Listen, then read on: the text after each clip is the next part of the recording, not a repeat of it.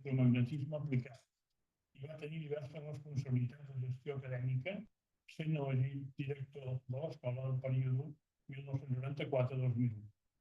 Entre 1982 i 89 va treballar a temps parcial per l'Administració Espanyola de la Ciència i la Tecnologia i a principis de segle el seu interès investigador va començar a centrar-se en les aplicacions elèctriques i les telecomunicacions en el segle XIX i limítrof, així com en els seus protagonistes, i després de treballar també en la història d'altres tecnologies.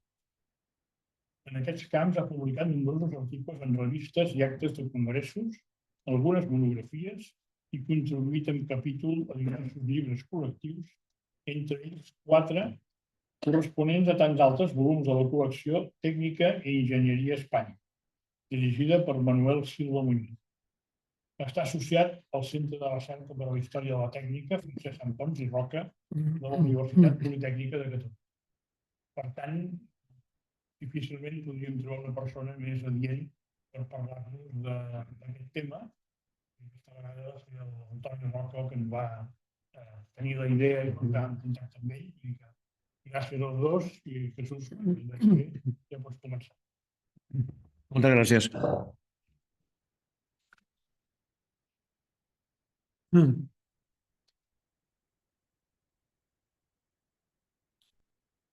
No hi ha un micro aquí, em senten bé? Sí, molt bé.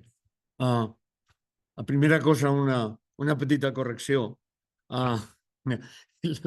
L'autor, l'impulsor i el coordinador d'aquesta sèrie magnífica de llibres sobre història de la tècnica en Espanya va ser Manuel Silva Suárez i no Muñoz com jo he escrit.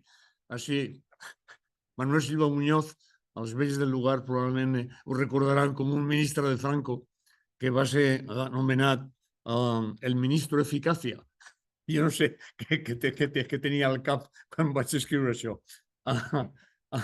Espero que Manuel Silva Suárez des d'on sí m'hagi perdonat. Ja m'excusareu de que faci la presentació en castellà perquè em sento una mica més segur parlant en públic en castellà i no en català. Així és que començaré por el principio. Como saben, hace unos días, el pasado 14 de noviembre, se cumplieron 100 años de la inauguración oficial de las emisiones de Radio Barcelona, en una época en que la radiodifusión europea comenzaba a tomar aliento. Es pues un buen momento para recordar a quien fue el promotor y primer director durante los 3 primeros años de la emisora, 1924-1926. José María Guillén Gómez, más conocido por deseo suyo como José María Guillén García, porque utilizaba los 2 apellidos de su padre. Que ya veremos fue un personaje un personaje interesante y bastante famoso en la época, y al que, como también veremos, pues su hijo debía muchas cosas, probablemente su propio plan de vida.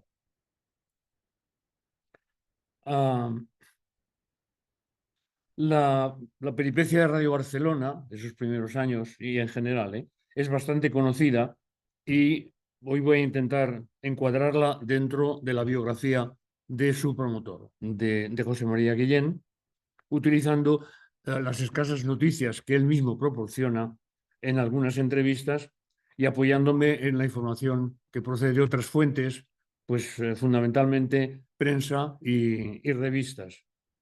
Seguiré dentro de lo posible un orden cronológico. Así que pues, comenzando por el principio, les diré que todo empezó en el Carrer Pelai número 42, frente a la entonces estación en superficie del ferrocarril de Sarriá, el día 6 de agosto de 1887, en que a las 6 de la mañana nació José María Guillén.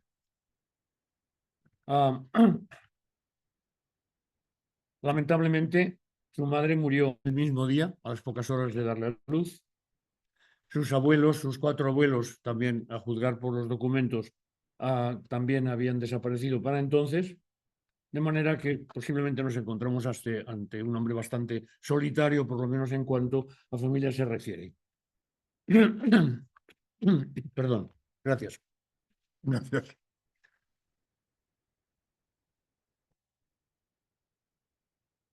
Hizo sus primeros estudios en los jesuitas del Carrecas y el bachillerato, los 7 años del bachillerato de entonces, los dividió entre varios años. Los 2 primeros cursos en el Instituto de Manresa, los 5 siguientes en el Instituto de Reus, y terminó en 1904, y en ese año, en junio, pues pasó con el grado de aprobado los ejercicios del grado de bachiller. Fue calificado de aprobado en todas las asignaturas del bachillerato, menos en una de las 3 últimas que cursó, física y química, en que obtuvo un sobresaliente.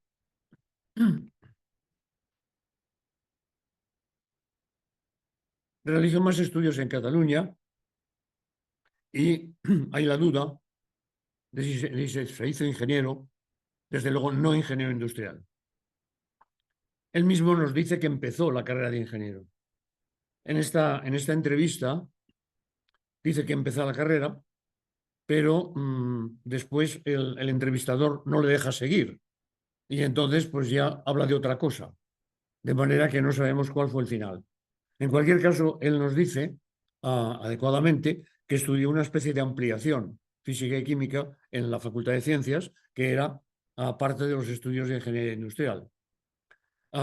El curso 1905-1906, observen que un año después de terminar el bachillerato, o sea que dejó un curso en medio, no sabemos qué hizo, se matriculó y aprobó la ampliación de física en la Universidad de Barcelona, y en el curso siguiente, en 1906-07, también se volvió a matricular en química general y le dieron notable. También se matriculó sin efectos académicos en este curso en geometría descriptiva y suspendió en junio y septiembre. Hay referencias, efectivamente, no solo estas, pero hay una directa de que fue alumno de la Escuela de Ingenieros Industriales. Y él, en esa entrevista que les estoy comentando, pues le preguntan por los profesores y en particular se acuerda de uno. Esta entrevista fue cuando yo era muy viejo, muy mayor. Se acuerda de José Mestres Gómez, que era el profesor de termodinámica y electricidad, y se acuerda de que les dibujaba máquinas en el encerado con tizas de colores. Realmente una cosa que es para recordar. Yo también tengo, en mi historia académica, tengo también un profesor que hacía lo mismo y además conseguía tener todas las tizas en una mano y sacar siempre el color que tocaba. En fin, pero no sé si este también sería el caso. Efectivamente, no terminó la carrera y queda la duda de si pasó a la Escuela Industrial de Tarrasa, ya que el catedrático de ella, catedrático de Electrotecnia, Ricardo Carabanchía, en una conferencia en Tarrasa en 1917, pues dijo que había sido exalumno de la escuela. Me puse en contacto por escrito con el director de la Escuela de Tarrasa por 2 veces, no tuvo bien contestarme, le pedía información, le pedía poder trabajar el archivo de la escuela, y mis amigos que están aquí del Centro de Recerca por la Historia de la Técnica, pues también movieron sus conocidos, sus amistades, desgraciadamente sin éxito. Cabe la posibilidad de que obtuviera el título de ingeniero de industrias textiles, que era lo que se estudiaba en Tarrasa entonces desde hacía unos pocos años. Era una titulación, por entonces no recuerdo el año en que empezó, no sé si fue 1904 o 1904, empezó la titulación, y es posible que él pues fuera esto, porque él nunca se llama a sí mismo ingeniero, se lo llaman, se lo deja llamar, y desde luego nunca le llaman ingeniero industrial, o casi nunca, ¿no? Pero vamos, ahí en los archivos de la Escuela de Ingenieros Industriales evidentemente no está. Y eso puede tener que ver con que el expediente fuera trasladado, como se hacía entonces, que vaciaban, ¿no? Realmente una cosa se llevaron al expediente a la Escuela de Tarrasa. Pero todo esto son elucubraciones, claro.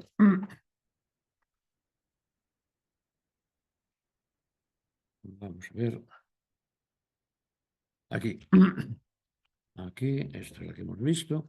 Bien, por él, por Guillén, sabemos que estudió en Francia. Le preguntan si fue buen estudiante y dijo, más bien malo, hasta que salió al mundo. Efectivamente, en Francia parece que le fue bien porque hizo la licenciatura de Ciencias Físicas en la Sorbona y también trabajó o estudió con el general Ferrier, que fue, bueno, el padre, digamos, de la radiotelegrafía en Francia. En Francia, bueno, el gobierno fue muy reticente a poner en marcha la radiotelefonía y la radiodifusión durante mucho tiempo y prácticamente la cosa quedó en manos de los militares, que de hecho utilizaron la Torre Eiffel para sostener una antena gigantesca y como probablemente sabrán, la Torre Eiffel se conserva gracias a eso, porque no sabían qué hacer con ella. Entonces este general Ferrier fue el jefe de todo ese invento con una tropa de oficiales de ingenieros, algunos de los cuales después serían los fundadores de la gran industria radiotécnica francesa. Bien, en la Sorbona da el dato de que estudió con Buas en los cursos de acústica. Tiene sentido, hizo muchas cosas, es de físico, pero en particular fue un especialista en acústica. Lo único es que entrando en la Universidad de Toulouse, pues lo único que consta, bueno, constan muchas cosas de él, pero él parece que siempre estuvo ligado a la Universidad de Toulouse, ¿no? Pero bueno, eso no excluye que en un momento determinado pues pudiera dar unas clases en la Sorbona. A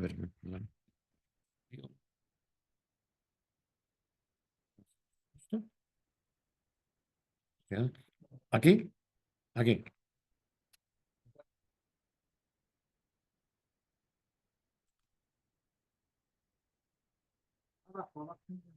Abajo. ¿Este?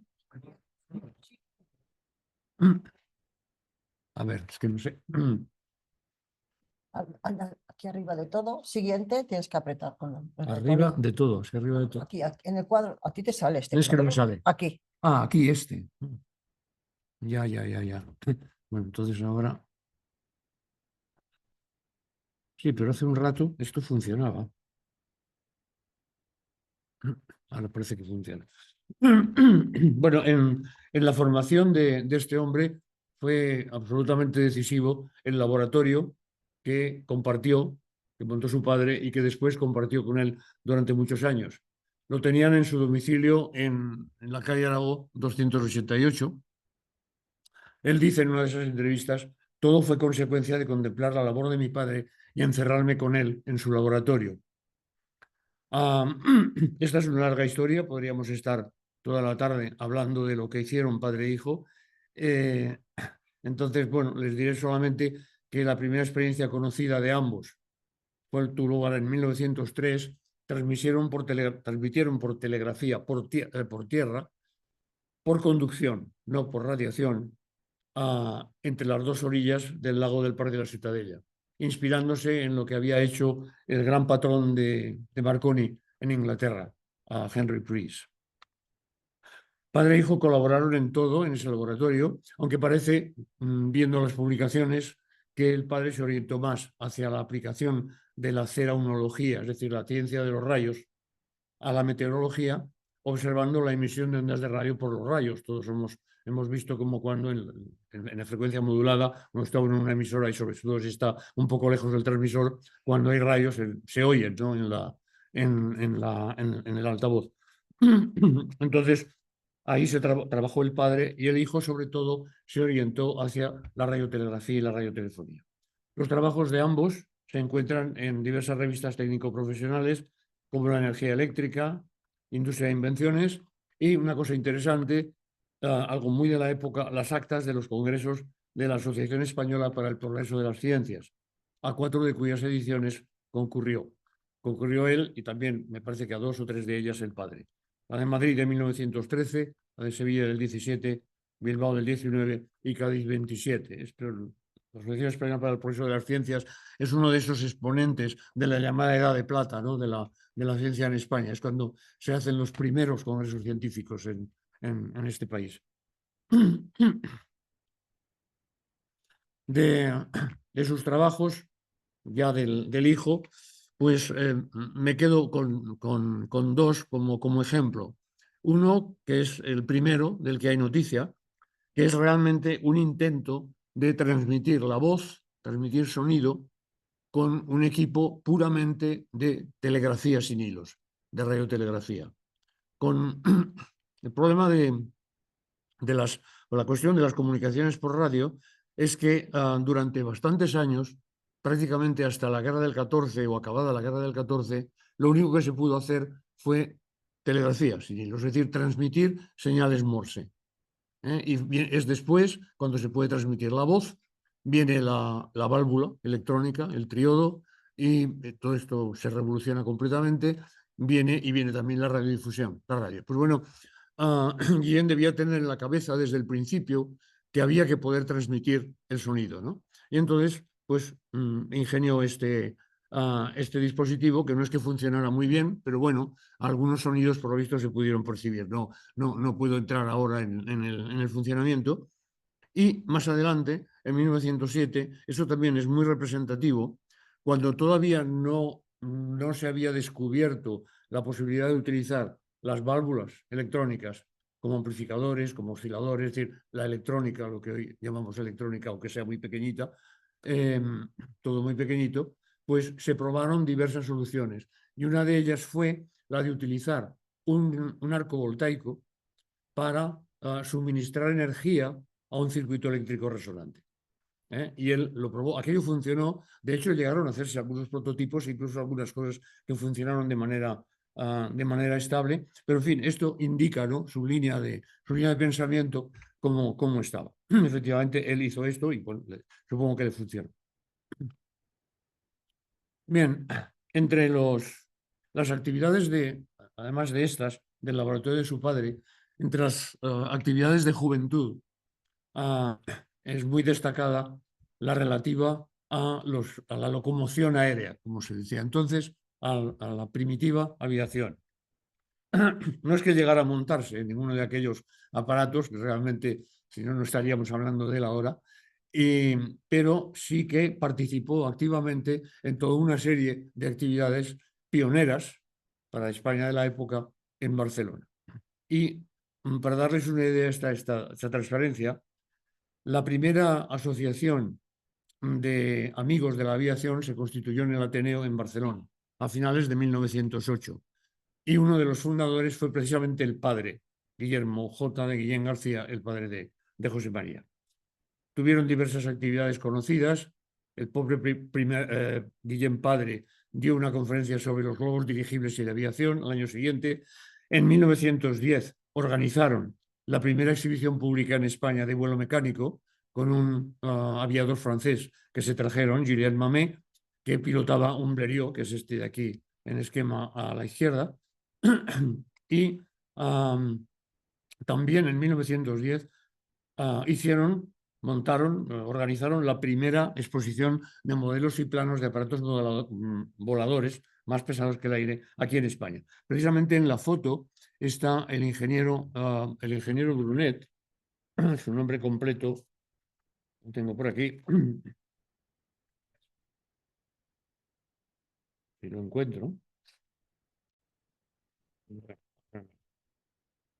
Sí, Gaspar Brunet y Viadera, ingeniero industrial de la promoción de 1889, que terminó en 1889, y que diseñó diversos artilugios más o menos voladores. Aquí le tienen, no volando, pero por lo menos en la exposición, sentado a los mandos del aparato.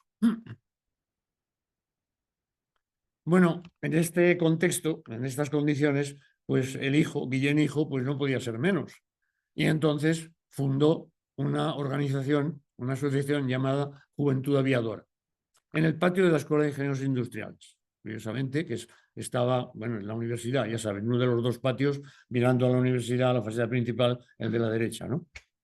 Constituyó esta asociación para fomentar la aerostación y la aviación por un grupo de estudiantes que ya habían hecho cosas. Habían construido un globo aerostático y habían construido un planeador. Perdón.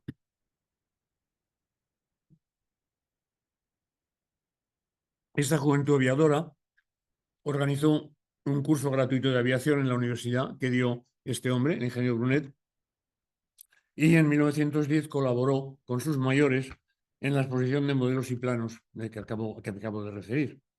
Allí Guillén aportó un aparato de su invención para el estudio de la electricidad atmosférica por medio de cometas. Ahora vemos las cometas. Y en 1910 la organización de unas conferencias sobre construcción, manejo y aplicación de la cometa. Bien, la Asociación Aeronáutica devino muy pronto, en 1911, en la Asociación Aeronáutica Española. Y una de las primeras cosas que hicieron estos fue un concurso de cometas en España, en el Tibidabo, aprovechando la fiesta de las palomas de la Real Sociedad Colombófila de Cataluña. De manera que soltaron palomas y soltaron cometas también. Bueno, soltar las cometas no se acababan de soltar, ¿no? Esto de las cometas, pues parece un poco juego de niños, pero resulta que en la época las cometas se consideraron, bueno, pues como un precedente de la aviación y se estudiaron matemáticamente, ¿no? Para obtener datos para el vuelo. Para el vuelo en definitiva, son objetos más pesados que el aire, ¿no? Entonces, Guillén aportó a este concurso del Tibidabo a una cometa del tipo Conine. Conine es una cometa de los Estados Unidos, de un inventor americano, y le dieron el premio y la medalla de oro a la cometa que elevase el mayor peso útil. Tenía 5 metros cuadrados, la cometa, que no está mal de tamaño. Y bueno, lo último que se sabe de ellos y de las actividades de Guillén en este campo fue que a Guillén le tocó organizar, fue el comisario general, con esa palabra, de un raid Sitges-Tarragona, a cargo, que había de ser a cargo de otro aviador francés, Jean Mauvet, con otra Blériot. La cosa, como pongo aquí, acabó mal. Acabó mal porque Mauvet iba a pilotar, pero se lo encargó a su mecánico, Le Forestier. Por cierto, este Le Forestier me parece que se mató aquí en una demostración en Andalucía, en España. Entonces el avión despegó de Sitges normalmente, pero cayó al mar cerca de la orilla, cerca de Vilanova y la Geltrú. El piloto quedó levemente herido, el avión muy dañado, y lo rescataron los pescadores. Entonces, según propio testimonio, a Guillén le costó una enfermedad. Aquí tienen dos fotos, una de la Ilustración Catalana, en que se ven, supongo que a todos los participantes en el concurso de cometas. Naturalmente no se distingue a ninguno, ni los artilugios que llevaban, pero la verdad es que hay como una multitud, ¿no? de ellos. Y a la derecha, pues una foto de un personaje que lleva una de estas cometas Conine, que son cometas que les llamaban mixtas, porque tienen el plano de la cometa y luego lo que llamaban unas células, unos tubos adosados, ¿no? Aquí concretamente, no sé si podré señalar con esto, bueno, ya lo ven en la cometa, hay dos tubos de sección triangular. Aquí no se ve, uno arriba y otro abajo de la cometa, separados por un espacio en blanco, ¿no? Una especie de tobera unida a la cometa. Y aquí tienen otro personaje llevando una más grande. El tamaño de esta ya se debió parecer a la del bueno de nuestro hombre Guillén. Aquí sí se ve, ¿ves? La sección triangular, ¿no? de ese tubo que lleva adosado a la cometa debajo.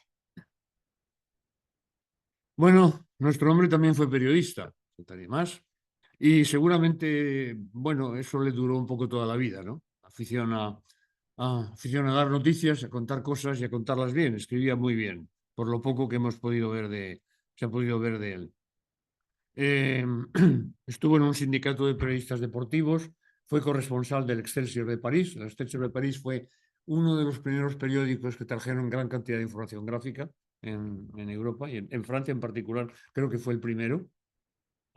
Colaboró en una revista semanal también gráfica, Vida Moderna, de Barcelona. Tuvo a su cargo la sección de aviación del Mundo Deportivo y fue miembro de una asociación de la prensa no diaria, y él dice que director de la Agencia Central de Prensa. Eso tan rimbombante de Agencia Central de Prensa, acabamos de saber lo que fue, pero bueno, no sé si era él solo o había alguien más y que era. Un decisivo en la vida de José María Guillén fue el acontecimiento de la muerte del padre.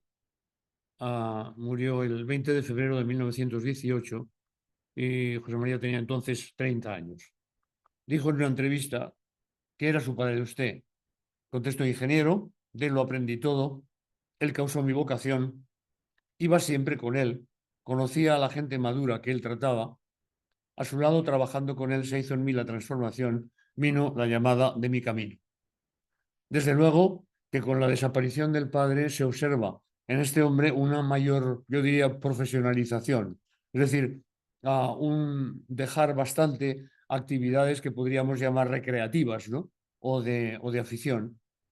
Probablemente tampoco sería ajeno a todo esto la necesidad de ganarse la vida, porque los otros procedimientos seguramente no estaba muy clara y dependía entonces del padre. Desapareció el padre, entonces entra en una nueva etapa y la primera la conocemos por la esquela del padre. En la esquela del padre incluyeron entre los deudos la razón social, la avicultura eléctrica. La avicultura eléctrica, Guillén García e hijo.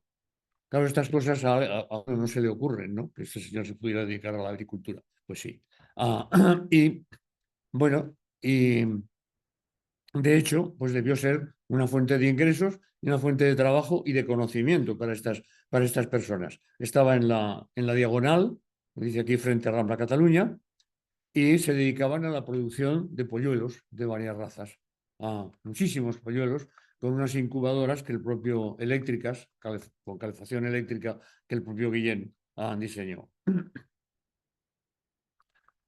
Claro, muchas veces no pensamos en las gallinas como actividad ganadera, pero realmente ganado es, ¿no?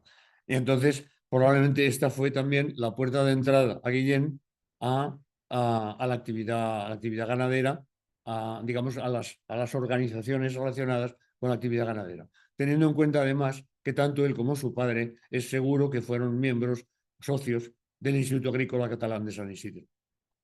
Entonces, Guillén empezó en el año entre el 18 y el 20, fue secretario de un sindicato avícola de Cataluña que se formó entonces y lo dejó, pero después ya durante muchos más años, del 19 al 25, fue secretario general de la Junta Regional de Ganaderos de Cataluña, que era un apéndice, una sección de la Asociación General de Ganaderos del Reino.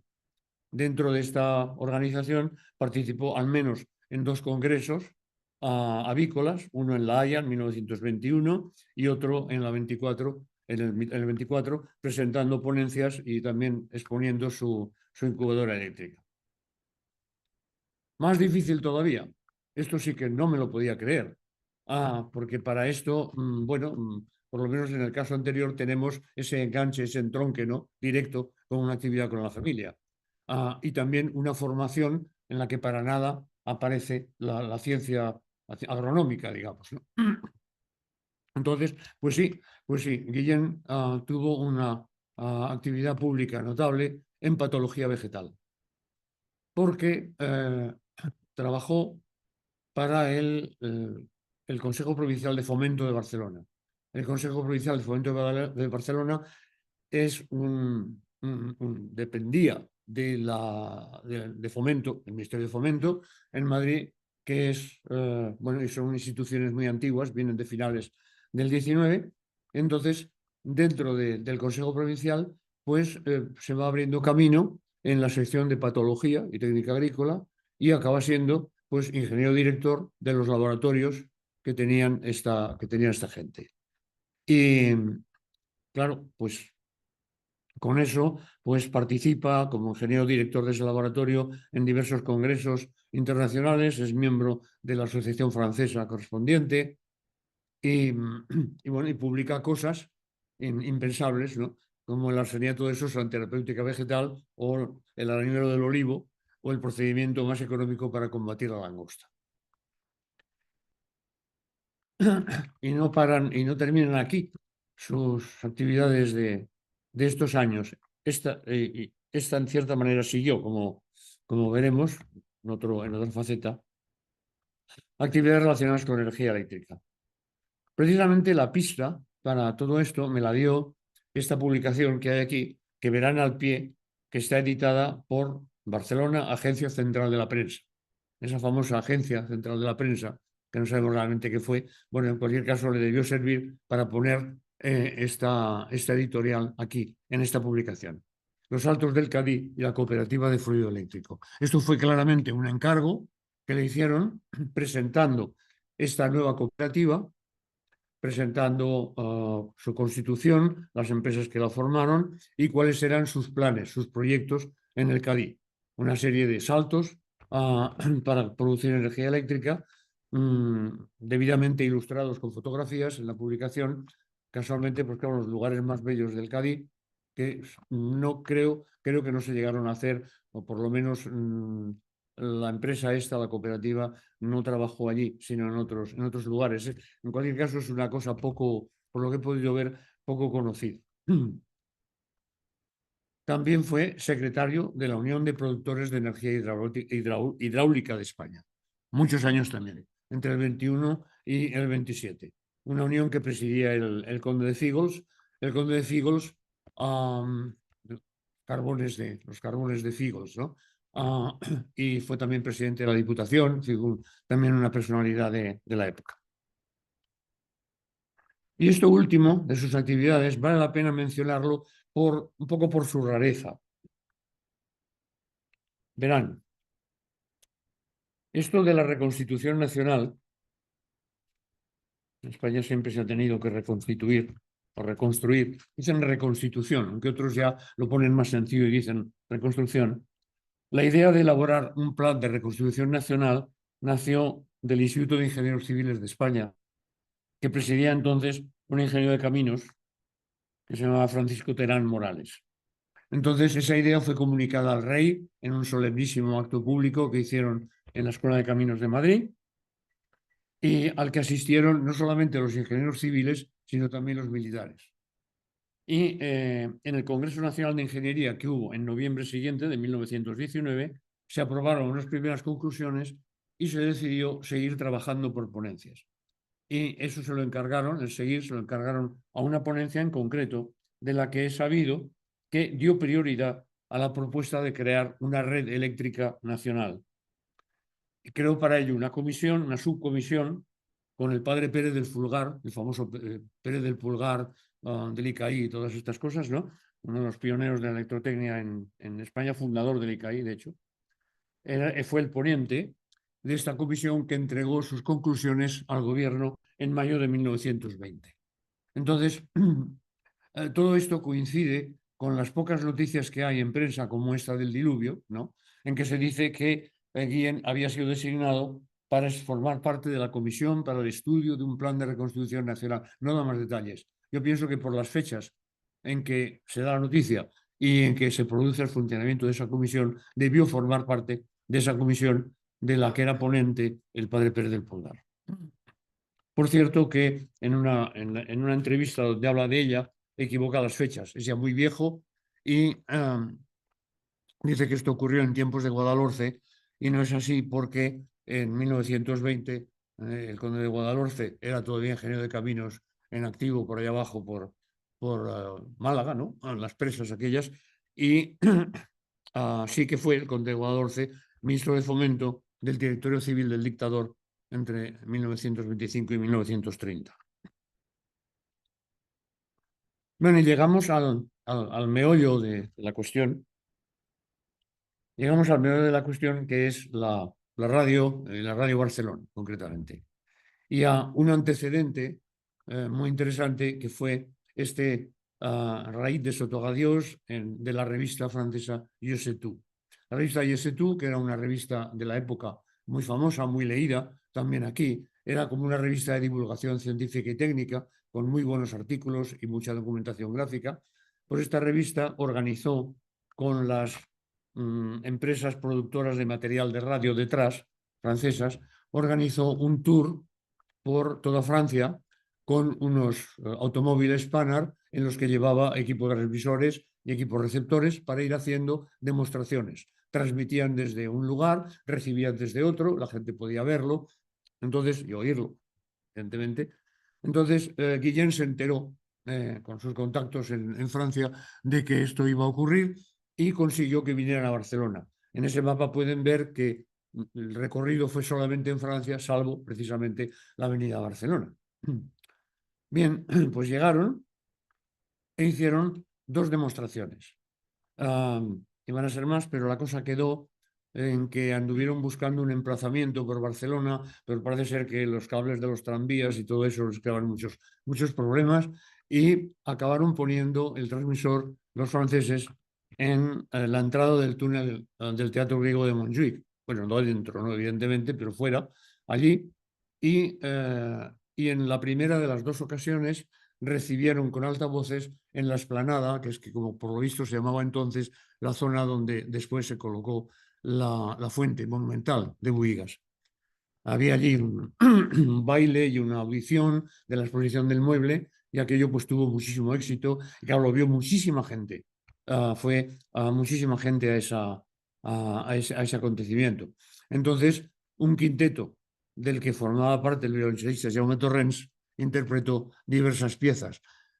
Cito a Jaume Torrens porque años después sería durante mucho tiempo el jefe de programas de Radio Barcelona. Parece que un poco abandonó la música. Precisamente él iba a seguir estudios en el Conservatorio de París cuando vino esta ocasión y ya parece que se ligó, se asoció al tema de la radio y no lo dejó en muchos años. La otra demostración, siempre desde Montjuïc, ya fue más lejos, la recepción en el Palau de la Música. Se organizó una gala y, bueno, pues el ingeniero encargado de la expedición, que se llama Wino, habló de las maravillas de la TSF. También hubo la audición de música correspondiente con este quinteto y se proyectó un largometraje que esta gente traía preparado sobre la historia de la TSF, que se podrían imaginar cantando las glorias francesas en el campo. Bueno, pues evidentemente esto fue algo, se puede considerar como algo que animaría más a Guillén a meterse en el enorme lío de Radio Barcelona.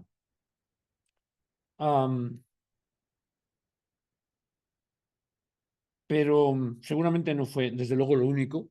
Hemos visto que a este hombre la radiotelefonía, la radiodifusión después, la transmisión de la voz, de la música, era una cosa que le importaba muchísimo. Y, de hecho, lo primero que se le ocurrió para crear ambiente, digamos, en relación con la radio, aparte de lo que ya había sido importante, que es esta expedición francesa, creó una revista, la revista Radio Sola. Radio Sola, radio y Sola, del apellido Solá, del amigo y compañero y propietario de una imprenta que la sacó a la calle durante unos cuantos meses. Entonces, el primer número de la revista, que es esta, decía que el objetivo de ella sería promover la radiodifusión o broadcasting, ¿no? Como se llamó en inglés y se llamó en la época, promover mediante ese medio, la radiodifusión, la obra de cultura más grande que se ha conocido. Yo creo que la obra de estos pioneros de la radio, no solo aquí, seguramente en todas partes o en muchos lugares, fue una obra altruista. Este hombre pensaba en la radio como efectivamente un medio de difusión de la cultura, ¿no? Hay una tesis doctoral muy interesante de hace pocos años de la periodista de la cadena SER, Ángeles Afuera, probablemente a ustedes les sonará. Esta mujer, cuando ya se jubiló en la SER, hizo su tesis doctoral sobre Unión Radio. Unión Radio fue la gran multinacional de la radio en España, que después de la Guerra Civil se convirtió en la Sociedad Española de Radiodifusión, en la SER. Entonces, esta mujer manejaba los archivos de la empresa, es una tesis muy buena. Entonces, me llamó la atención una frase que la iniciativa de los pioneros respondía a una mirada romántica, ¿no? En general. Yo creo que esto hay que tenerlo muy en cuenta también para ver, como veremos, la dedicación exclusiva, tremenda, de Guillén a la radio y también su salida rápida de la misma en un momento determinado. Bien, he tratado de poner por aquí unas cuantas fases, ¿no?, de cómo evoluciona el proyecto Radio Barcelona. No sé si saben que Radio Barcelona fue se constituyó, digamos, como en algún momento como una cooperativa hija de una asociación nacional de radiodifusión que Guillén y otros crearon. Entonces era la casa madre, digamos, la madre de todo este asunto era esa Asociación Nacional de Radiodifusión, con sus socios, y colgando de ella Radio Barcelona. Y todo esto, evidentemente, aunque la radio transmitía publicidad porque algún dinero tenían que sacar, pero todo esto se mantenía con las cuotas de los socios, más o menos grandes, pequeñas cuotas de los abonados, cuotas mucho mayores de los miembros de la asociación, y todo esto funcionó así, con muchas dificultades, como se pueden imaginar, durante unos cuantos años. Pues bueno, la asociación, aquí están sus miembros, aquí están algunos de sus miembros, ahora veremos una foto. Paso un poco por ejemplo, esta foto de los llamados 14 magníficos fundadores de Radio Barcelona. Aquí están. Aquí hay gente de la asociación y, por supuesto, los de Radio Barcelona. En el centro está Guillén, a su derecha está Eduardo Rifà y Anglada, que fue uno de los prohombres de todo este invento durante mucho tiempo, uno de los que más esfuerzo pusieron y que yo creo que mejor entendieron la idea de la radio. Y a la izquierda, pues tienen a Royston Saint Noble. Royston Saint Noble, o sea, Noble, era primo hermano de la mujer del poeta Maragall. Mujer del poeta Maragall, Clara, era hija de un hermano del padre de este señor. Ambos, los dos padres, los dos Saint Noble, se establecieron en España, en particular el padre de este se quedó en Barcelona y fundaron una empresa que funcionó durante muchos años, que es una de las empresas pioneras de electricidad en Barcelona. Y el otro parece que se dedicó a otras cosas y es el que fue el padre de Clara Saint Noble. Bueno, aquí tienen pues fotografías antiguas de la emisora Western Electric de radiodifusión, de broadcasting. Era una emisora de 100 vatios, nada más, de potencia. Una pequeña emisora. De todas maneras, tengan en cuenta que entonces el espectro radioeléctrico estaba muy vacío y aparte los rayos que hacían ruido, había muy pocas interferencias. De manera que con tan poca potencia lograron llegar bastante lejos, y luego todo el área de Barcelona y más lejos, ¿no? Porque la radioafición, que entonces ya empezaba, es decir, estos señores que se dedican a escuchar y a ver y a obtener tarjetas de la gente que reciben, pues llegaron tarjetas de estas de radioescuchas de muchos lugares de Europa.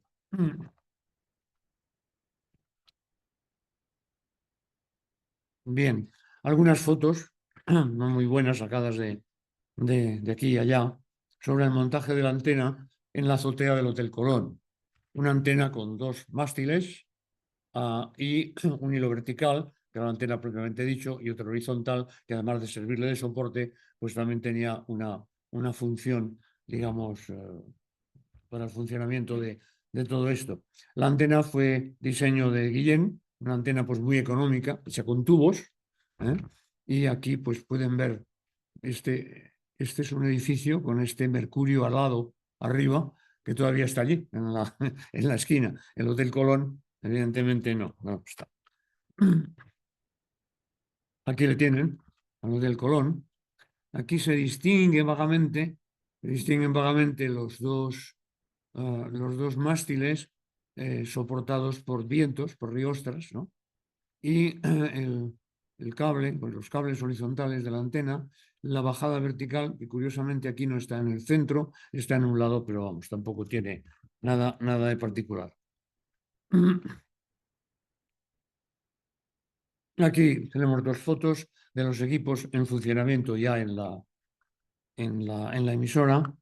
Los de la izquierda, los señores de la izquierda, pues no he conseguido ver quiénes son. El de la derecha es Guillén, y esa es una foto pues muy divulgada.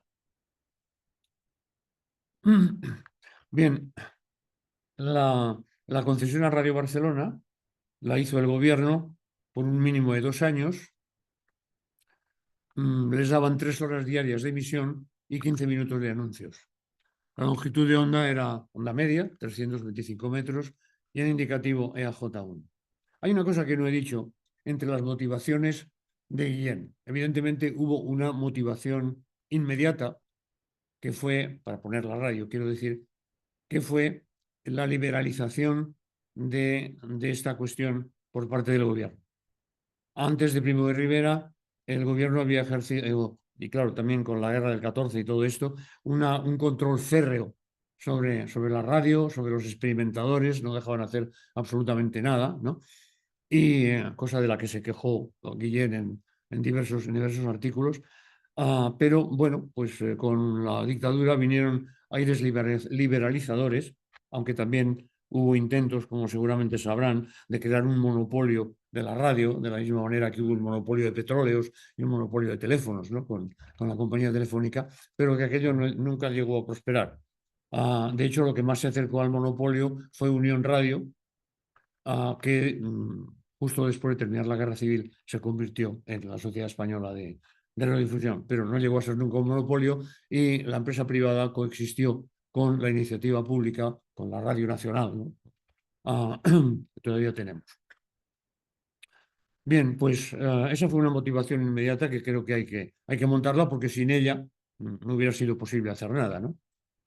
Entonces, bueno, pues a partir de ese momento supongo que las cosas se aceleraron, adelantaron los trabajos de instalación de la emisora a cargo de una persona que publicó diversas cosas sobre radiotecnia, hay libros por ahí, que había sido operador de la estación de La Habana. Del 11 de octubre del 24 es la primera noticia de emisiones en pruebas de Radio Barcelona y la inauguración oficial todavía se retrasó un poco hasta el 14 de noviembre porque solamente 2 días antes recibió la autorización oficial para emitir. Es decir, vinieron los de telégrafos, vieron aquello, que estaba bien, y les dejaron todo eso. Ya la cosa estaba resuelta, pero realmente tardó un mes más en ponerse en marcha por eso. Bueno, entonces, ya lo decía antes, pero es bien sabido que Guillén fue el alma de todo este invento. No solamente fue el director técnico, sino que fue el director de programas, fue el director de todo. Entonces, les he puesto esto como ejemplo. En la Autónoma, en la Universidad Autónoma, conservan, ¿cómo les llaman en la radio? Escalillas o cómo se llaman los papeles donde están la programación, ¿no? de cada día. Y entonces, bueno, pues he elegido esta, que es la programación del 1 de mayo de 1925, firmada por Guillén, ahí en ese círculo, el día antes. Y yo creo que se ve, ¿no?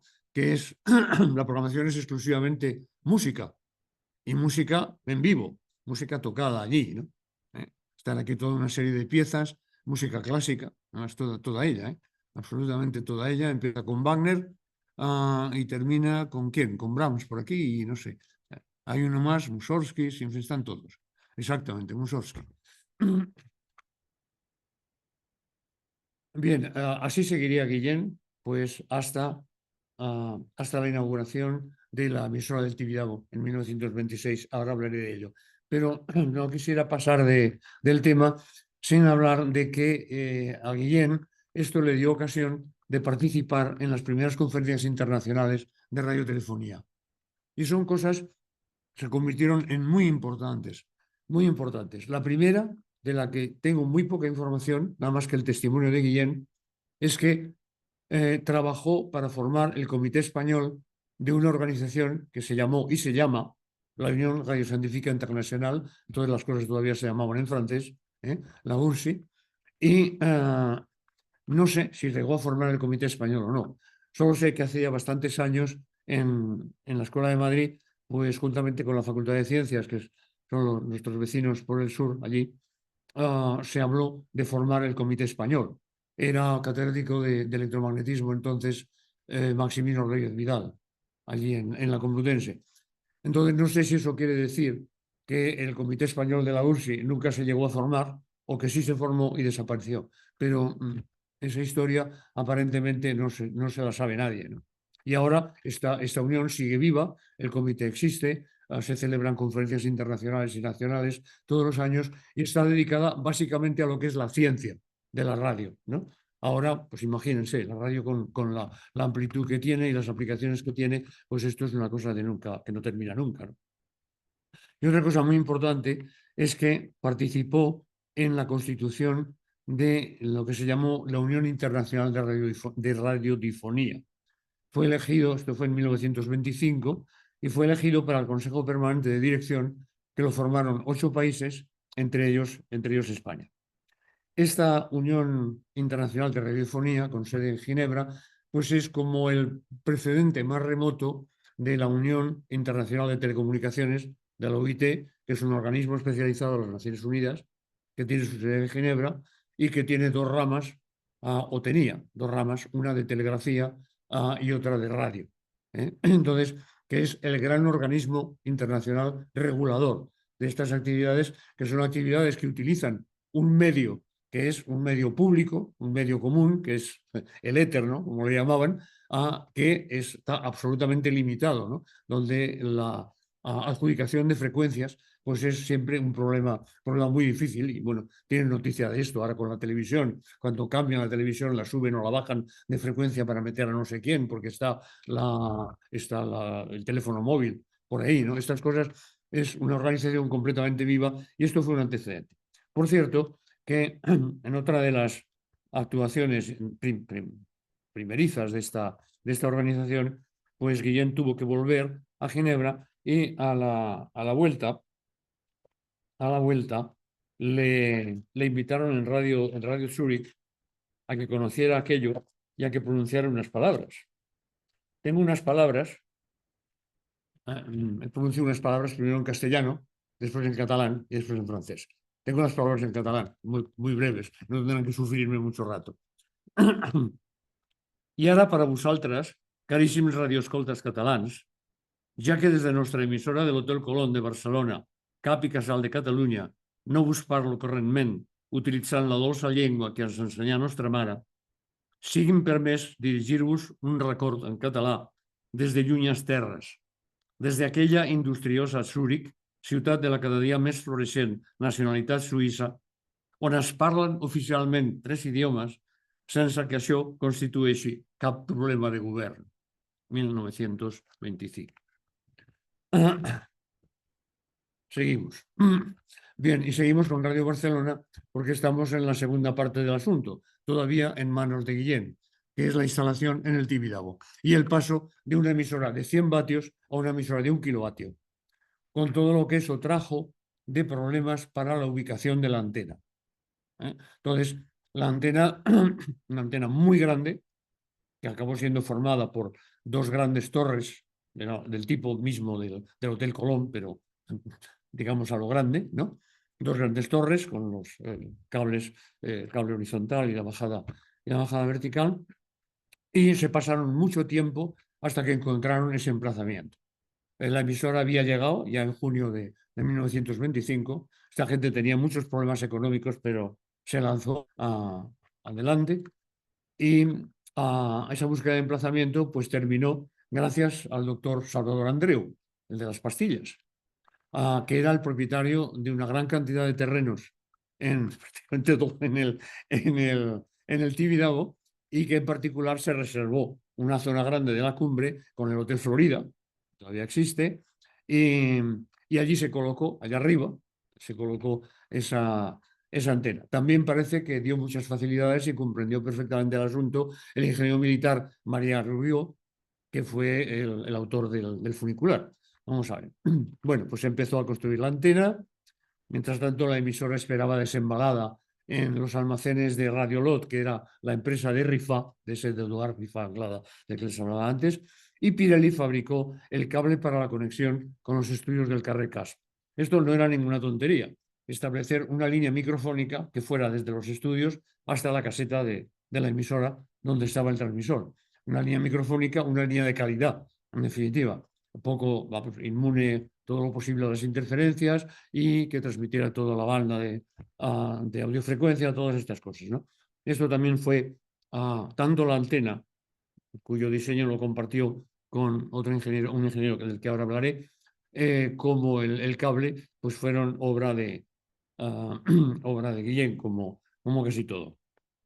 En la primera quincena del 26 ya se pudieron hacer pruebas de la estación, primero del aparato, del transmisor, por sectores.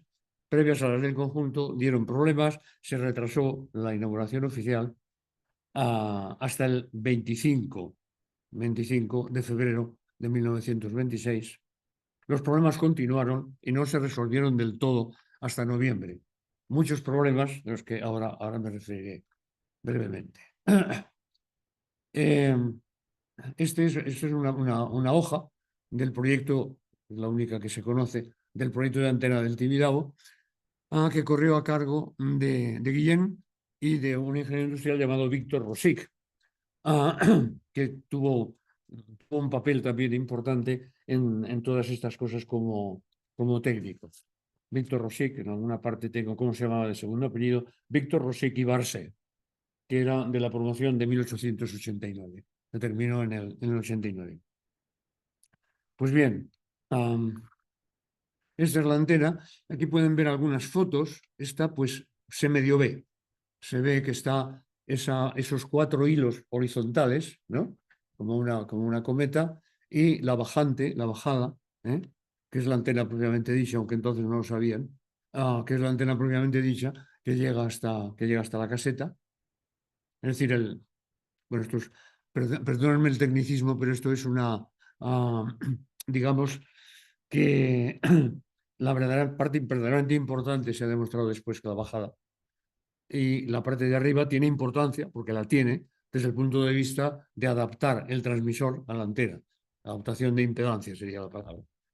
Pero es secundario. Pero claro, evidentemente da lugar a unos armatostes, tanto en altura como en anchura, pues muy grandes, ¿no? Más aquí, pues, vistas del Tibidabo, en definitiva, porque de la antena se ve poco. Bueno, sí, en la de la izquierda abajo, pues se ve bastante bien, un detalle de los torres.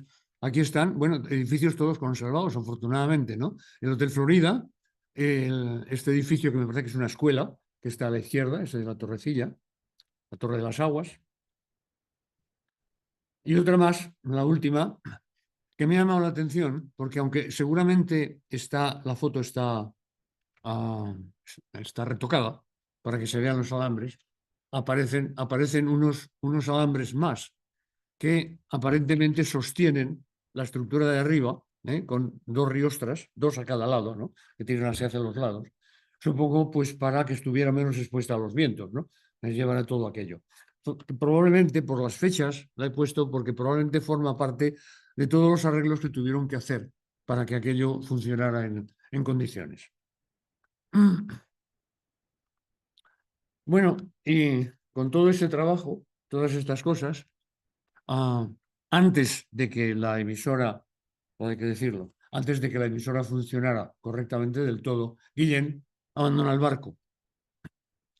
La última noticia que encontramos de él relacionada con Radio Barcelona es su presencia en el acto de la inauguración oficial, como dije, el 25 de febrero del 26, pero ya en julio está en Lyon dando una conferencia invitada en un congreso nacional sobre las enfermedades de los campos. Y en agosto tenemos la primera mención de su sustituto, el nuevo director técnico, el ingeniero de telecomunicación de la primera promoción, por cierto, a Joaquín Sánchez Cordobés. ¿Qué le pasó a Guillén? Bueno, pues evidentemente hay que hacer un poco de elucubración, pero yo creo que lo más seguro, como veremos por una manifestación suya, es que para su inquietud ya había tenido bastante, ¿no? Y necesitó ocuparse de otras actividades, dar por terminada una etapa, seguramente también otras actividades que le sustentaban económicamente, porque de esta no sacó nada, ¿no? Más que trabajo, parece ser.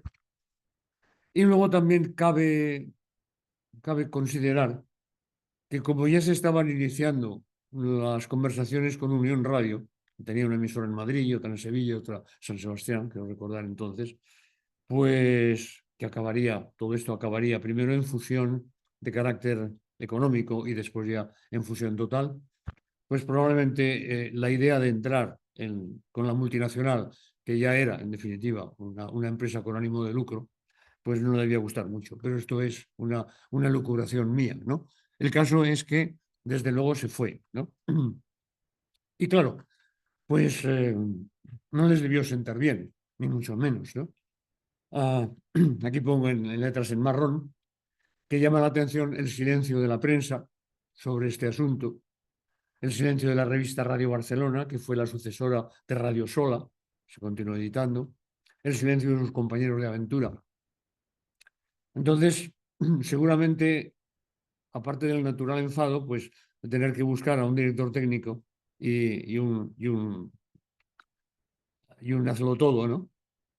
La necesidad de ocultar la falta de director técnico en un periodo en que la emisora funcionaba mal y las suscripciones, que era lo que les mantenía, empezaron a caer.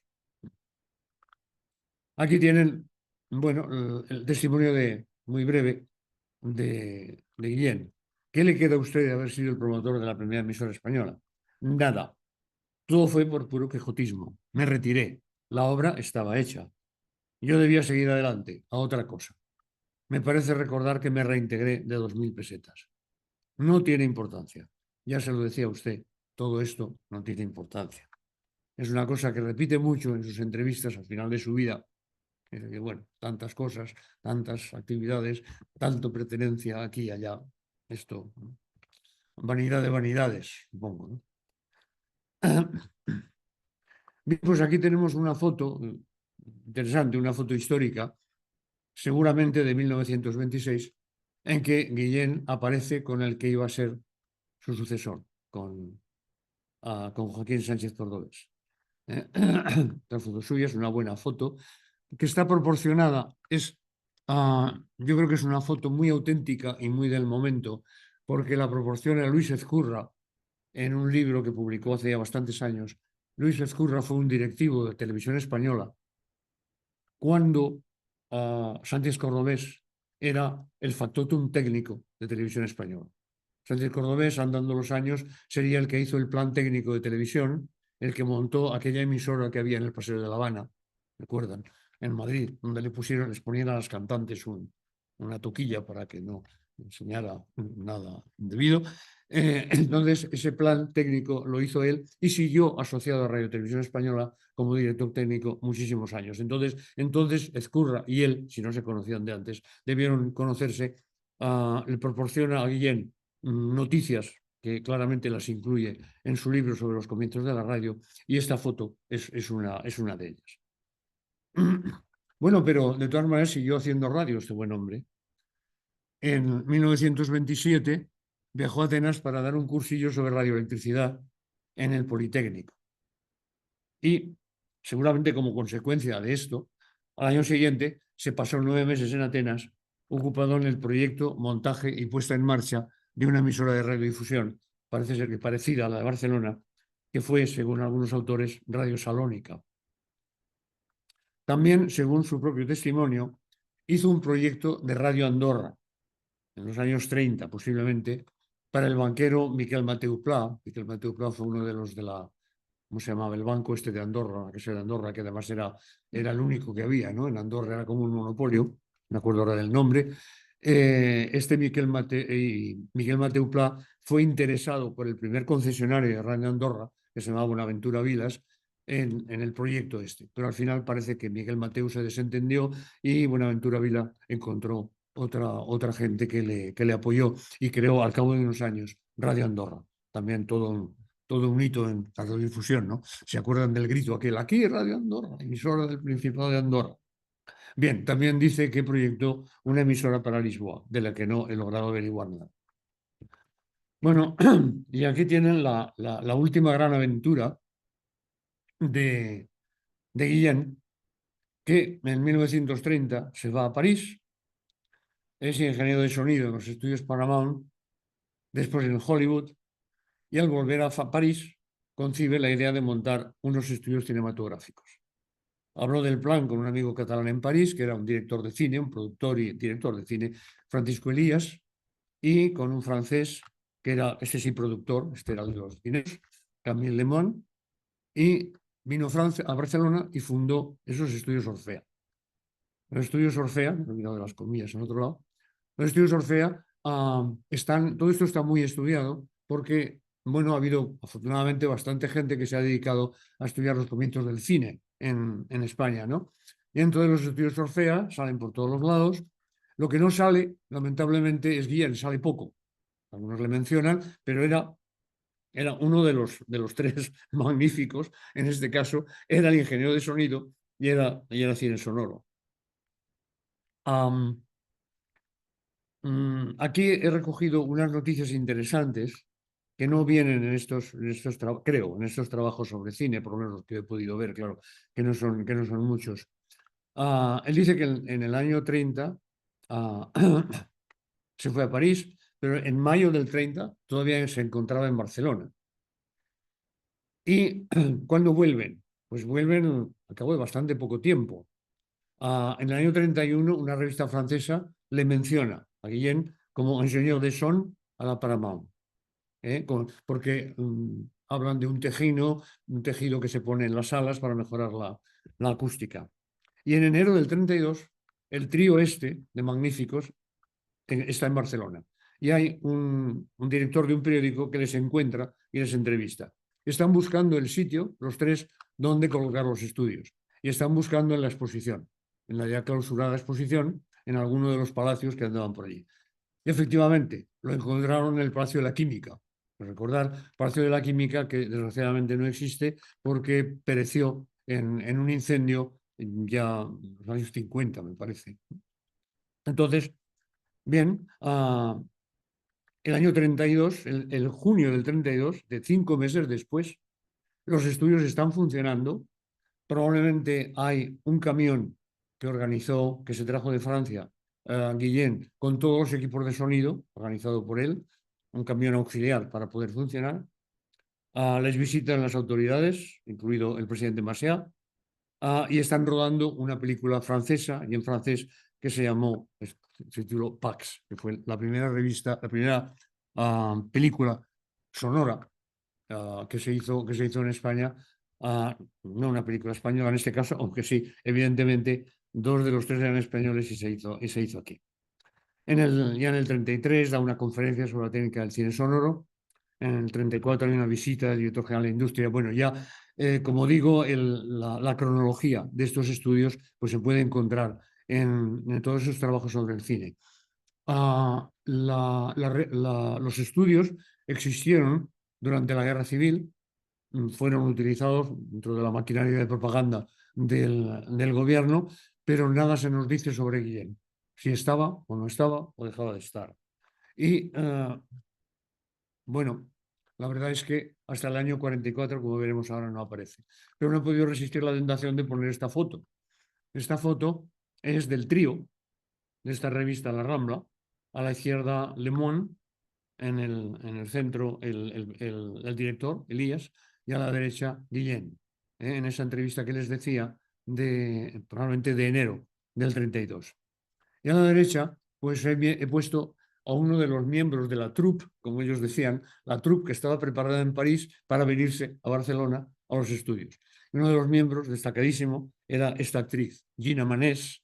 Gina Manés, que por lo visto fue muy popular en la época como mujer fatal, en aquellas películas en que pues, era una devoradora de hombres, esas cosas que se decían entonces. Y bueno, aquí está. Claro, de fatal no tenía nada, por lo visto era toda una profesional, ¿no? Una señora, una buena actriz y muy trabajadora, que hizo infinitas películas, ¿no?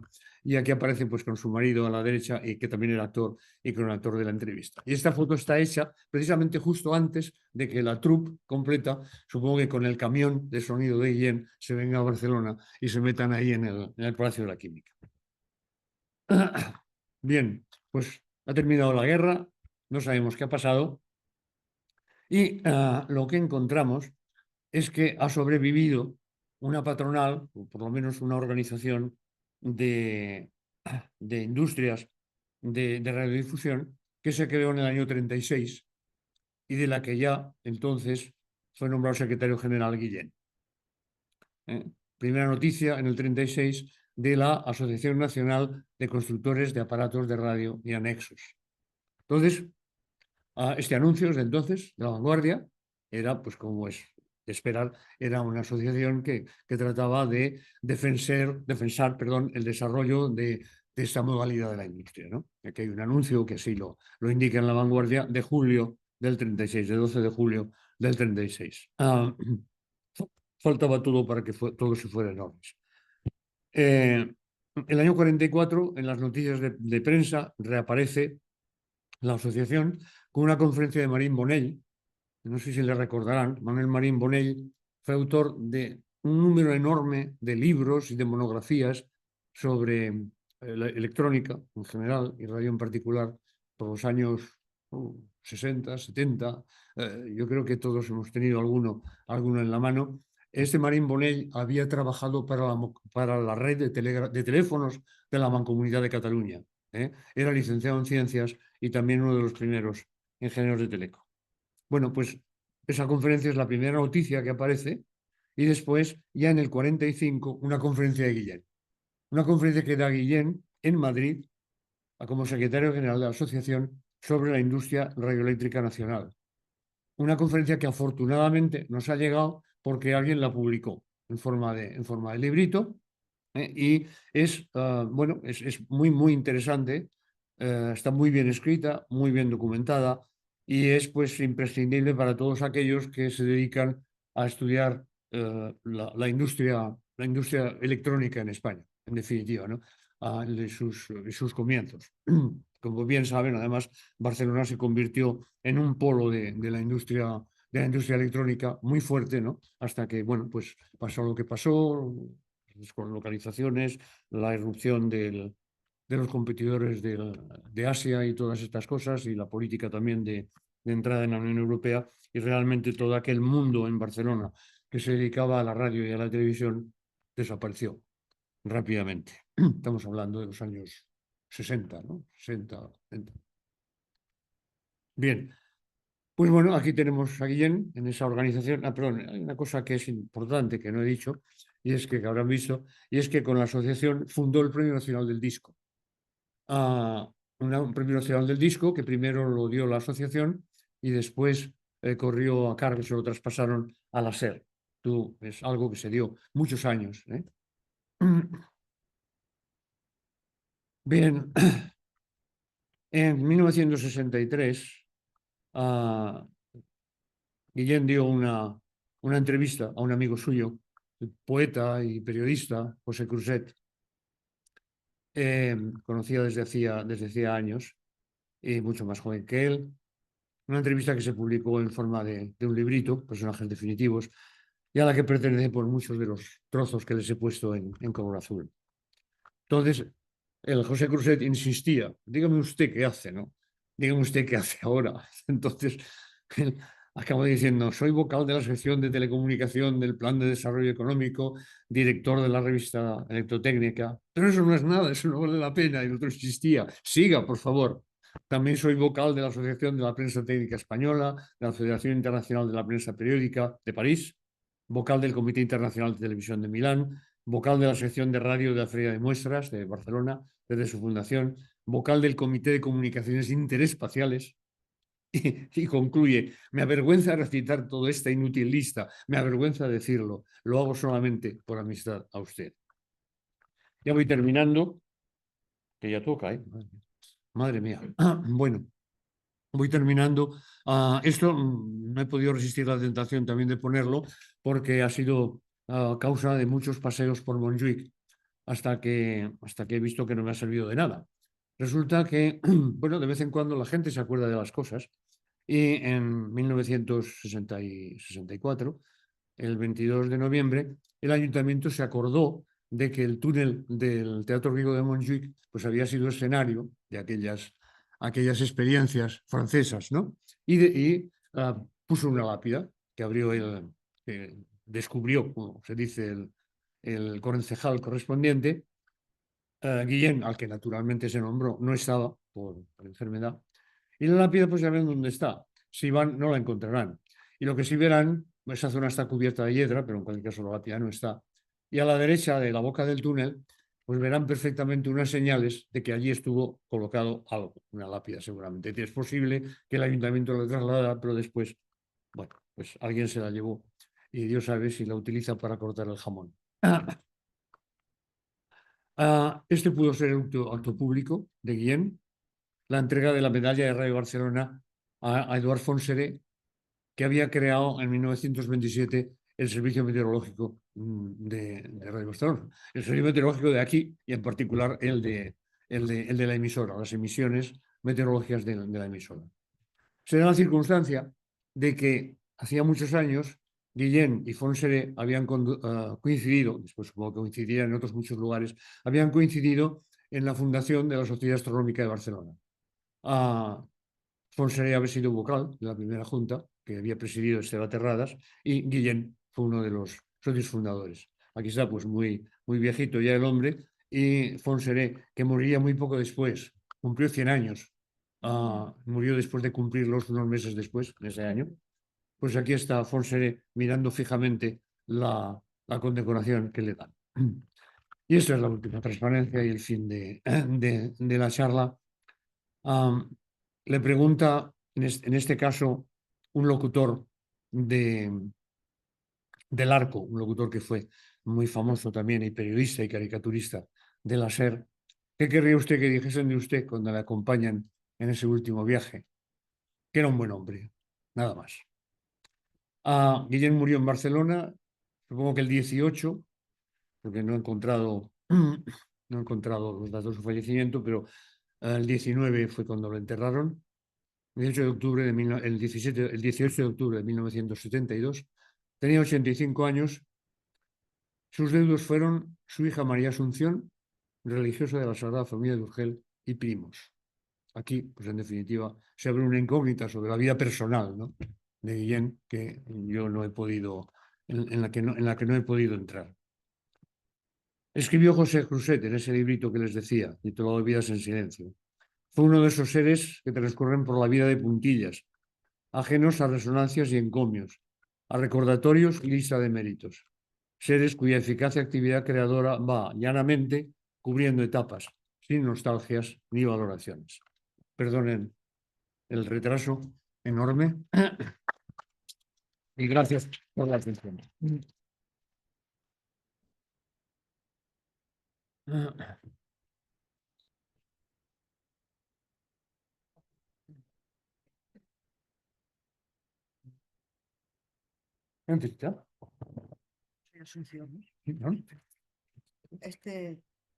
Esteban dice preguntas. Pues muy bien. La primera emisora es lo que le ha preguntado. La primera emisora de J1 Radio Barcelona, ¿qué potencia tenía y qué tipo de radiantes tenía y dónde?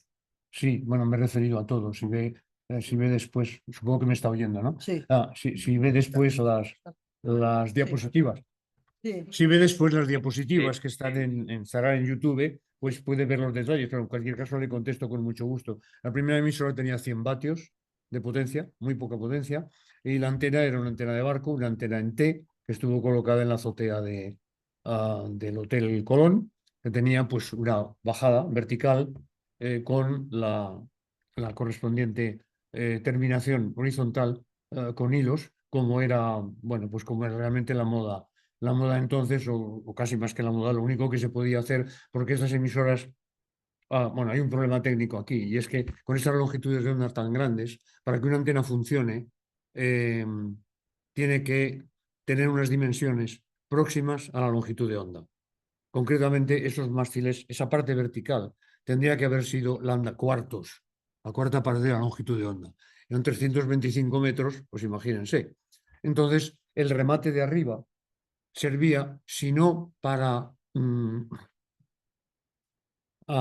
servía fundamentalmente para que se pudiera adaptar la antena al transmisor, porque si no, realmente la carga eléctrica que la antena suponía era muy pequeña para que el transmisor se pudiera adaptar bien, y esa carga tan pequeña, además, en parte, estaba constituida por la resistencia eléctrica, en buena parte, en la mayor parte, constituida por la resistencia eléctrica de todos esos hilos, con lo cual la potencia se iba en disipación y muy poca. Si eran 100 vatios, imagino que quedaba allí, ¿no? Esto después se resolvió con mástiles muy altos, que ustedes podrán ver por ahí, todas las imágenes de onda media, que están apoyados sobre un enorme aislador en el suelo. Esto fue una patente, creo que de Telefunken, ya de hace muchísimos años, ¿no? Y entonces, pues sí, son muy altas y están sostenidas, esos mástiles, pues por vientos, ¿no? Y dice, Por en ríos. la actualidad, aquí, no sé qué dice esto en la actualidad. 666 kilohercios. Ahora no sé con qué potencia emite. Todo esto está regulado. De hecho, España tuvo muchos problemas hace años con las organizaciones internacionales de radio porque tenía muchísimas emisoras de onda media. Lo que le pasa a estas frecuencias es que de día tienen un alcance pequeño, digamos, pero de noche tienen un alcance enorme por la ionosfera. Y entonces, de noche, si hay muchas emisoras, se organiza un batiburrillo que nadie oye nada. Entonces, España estuvo contraviniendo las normas de las organizaciones internacionales durante muchos años, no recuerdo ahora exactamente hasta cuándo, ¿no? Y entonces redujo muchísimo, tuvo que reducir el número de emisoras de onda media. Y les asignaron frecuencias y una de ellas pues sería esta que tiene Radio Barcelona, pero no sé ahora con qué potencia transmite, que supongo que será mayor de 1 kilovatio, pero no sé, no tengo ni idea. Y la antena actualmente, pues yo creo que es uno de estos mástiles verticales de que les hablaba.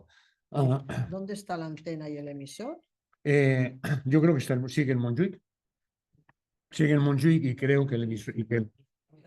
Perdón, estoy diciendo Montjuic, en el Tibidabo, y yo creo que está tanto la caseta, digamos, la casa con los equipos como la antena.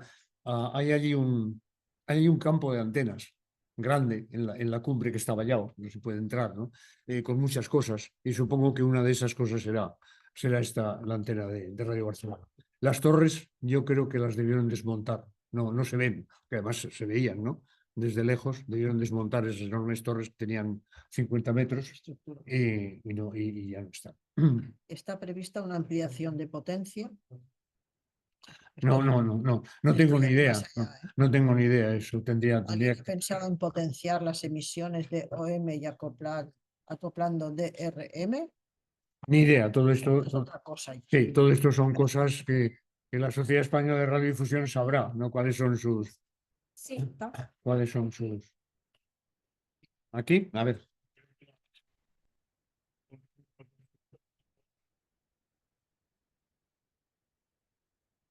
Sí. Estaba allá y él va a hacer un cuarto espacial. Ese era dicho. Sí. Cuando van a la Guardia Sí. Civil, los bomberos, Sí. las ambulancias de aquel tipo de... Efectivamente, allí está todo. Todas las cosas, digamos, de alta frecuencia. Pues todo lo que es UHF para arriba, ¿no? Está todo allí. Y no me extrañaría que el enlace de los estudios con Radio Barcelona a lo mejor también esté en esa torre, ¿no? ¿Algú d'aquí vol preguntar? Contesto esto de aquí, Sí. ¿no? Primero. Yo pienso que no. Yo me imagino, es lo que estaba diciendo ahora, me imagino que el enlace es radio y es un enlace. Todas las emisoras de radio ahora utilizan enlaces radio prácticamente siempre, ¿no?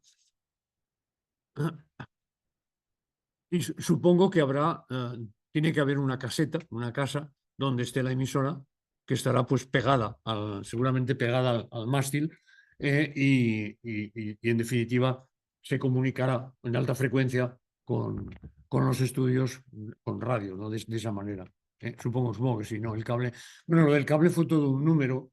A toda esta gente, la gente Gallén el primero lo cuenta, porque para colocar el cable tuvo que colocar los postes.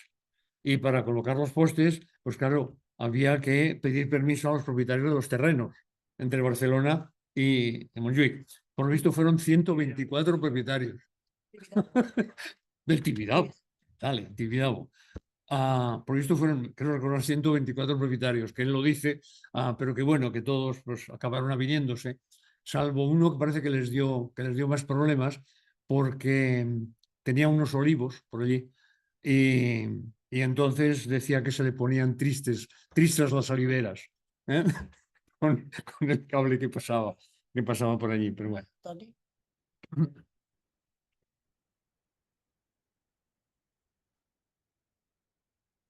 Ajá. Ah, sí.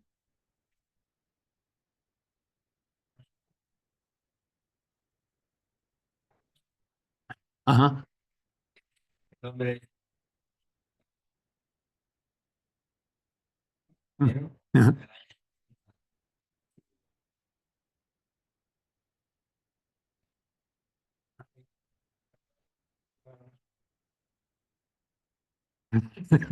Sí. Sí.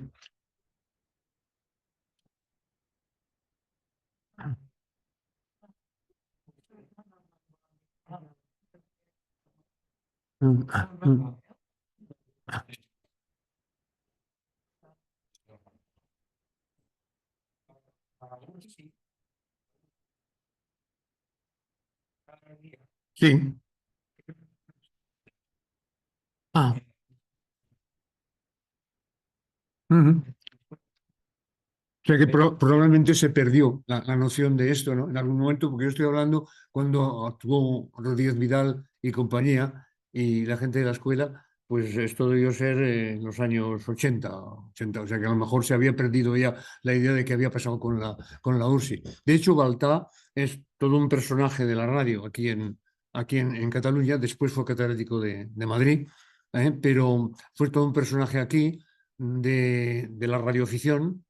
Él estudió, bueno, aparte de su licenciatura y su doctorado, estudió radio en Francia y publicó muchísimas cosas. Hizo algunas de las primeras experiencias de onda corta. Es decir, ya estamos hablando de la banda siguiente. Esta de onda media pues es ah, de 300 kilohercios a 3 megahercios. La onda corta que sigue pues es de 3 megahercios a 30. Son ondas métricas, ondas ya perdón, ondas decamétricas, ¿no? Mientras que la onda media pues son ondas hectométricas, ¿no? Entonces es un personaje muy importante. Balta, aquí no me ha dado tiempo de hablar de él, pero todo se andará. La última pregunta es la María Luisa. Ah, pues después, pero cortito que traurà la llum.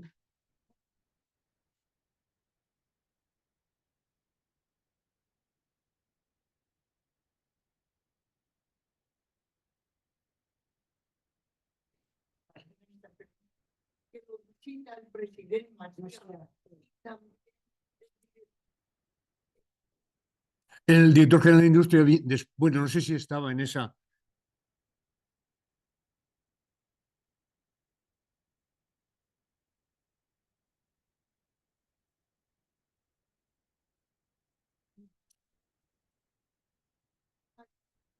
Del María Rubio. Ya.